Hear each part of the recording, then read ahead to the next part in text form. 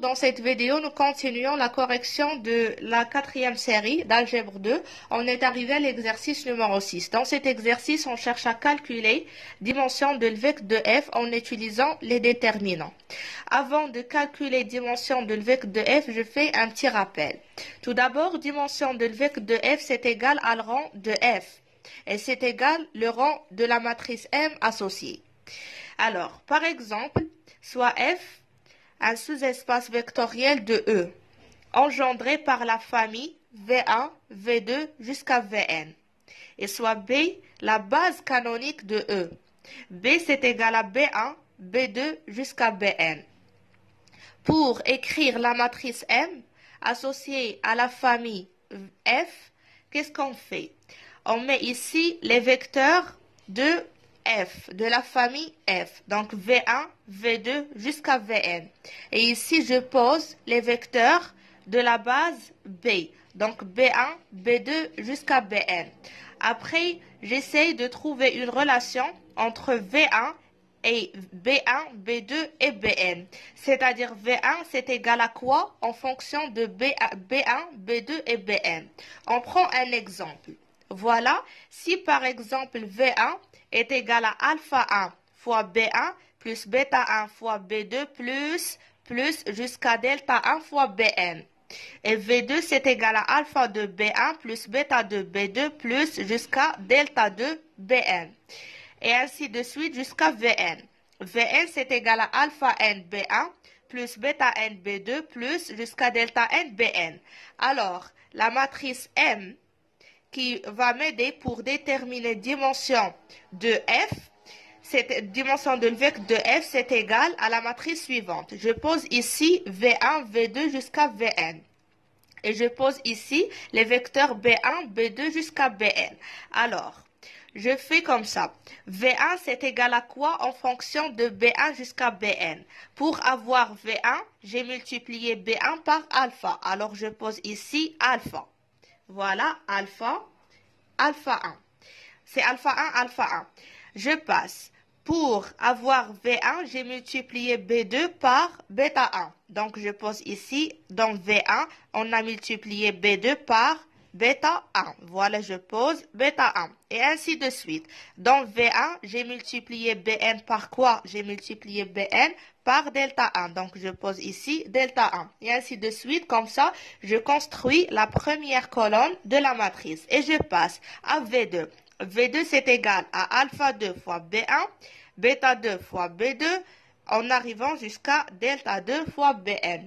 Et de même, en arrivant à Vn qui est égal à alpha n fois B1, bêta n fois B2 jusqu'à delta n fois Bn. Et comme ça, on obtient la matrice M qui a n lignes et n colonnes. Premier exemple, on a F et le sous-espace vectoriel de E qui est égal à R3. Il est engendré par la famille V1, V2, V3. Avec V1, c'est 1, moins 5, 3.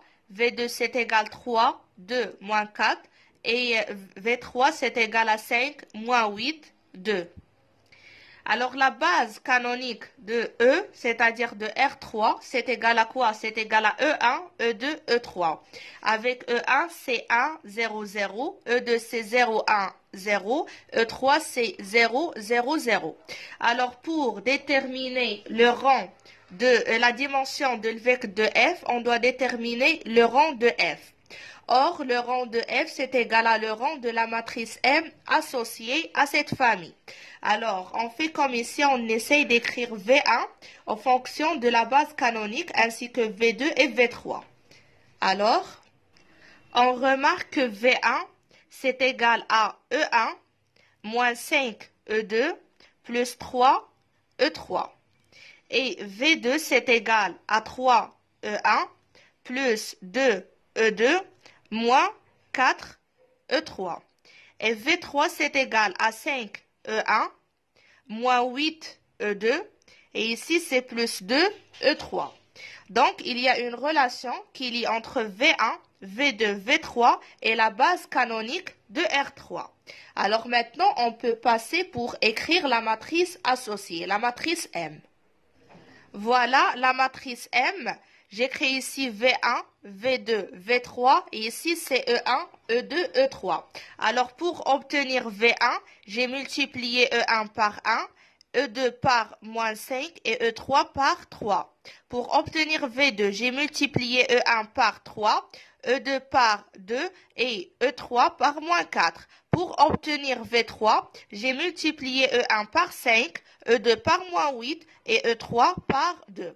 On peut voir directement qu'on a mis ici les vecteurs comme colonne. Les vecteurs V1 c'est 1, moins 5, 3, V2 c'est 3, 2, moins 4 et V3 c'est 5, moins 8, 2.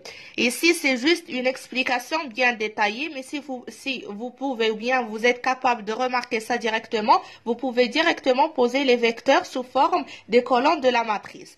Alors le rang de F c'est égal le rang de M.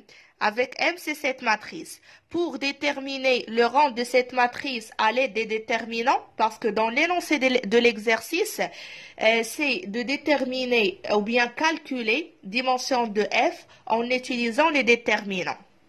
Alors, heureusement, ici, la matrice M, c'est une matrice qui a 3 lignes et 3 colonnes. Donc, on a un seul déterminant à calculer, c'est le déterminant de M, directement, qui est le déterminant d'une matrice carrée ayant 3 lignes, 3 colonnes. Donc, c'est pas la peine de faire les déterminants extraits. Alors, on obtient déterminant de M, c'est égal déterminant de cette matrice. On essaye de simplifier ici, avoir des zéros pour simplifier les calculs du déterminant. Alors, si on fait ici la deuxième ligne, plus 5 fois la première ligne, on obtient 0, 17, 17. Et si on fait la troisième ligne, moins 3 fois la première ligne, on obtient 0, moins 13, moins 13. Alors, pour calculer le déterminant, on développe suivant cette première colonne. Donc, le déterminant, c'est égal moins à la puissance 1 plus 1. C'est égal à 2, donc puissance paire, alors c'est 1, multiplié par ce coefficient, c'est-à-dire multiplié par 1, fois le déterminant qui nous reste lorsqu'on barre la première colonne, la première ligne. Donc c'est les déterminants de 17 moins 13, 17 moins 13. Donc ici on fait 17 fois moins 13, moins, donc c'est plus 13 fois 17 qui est égal à 0. Alors, on a trouvé que le déterminant de cette matrice est égal à 0. Donc, on passe pour calculer le déterminant d'ordre 2 pour savoir le rang de la matrice à cote égale. On peut remarquer directement que la première matrice d'ordre 2 extraite de cette matrice M est la matrice qui a comme composante 1, moins 5, 3, 2.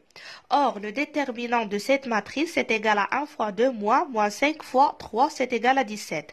17 différent de 0. Donc, comme le déterminant de la matrice d'ordre 2 est différent de 0, alors on peut déduire que le rang de la matrice M c'est égal à 2. Et par suite, le rang de F c'est égal à 2. Donc, la dimension de vecteur de F qui est égal à le rang de F c'est égal à exactement 2. On passe maintenant pour calculer dimension de vecteur de F, mais pour un autre exemple d'un sous-espace vectoriel. Et ça sera l'objectif de la prochaine vidéo.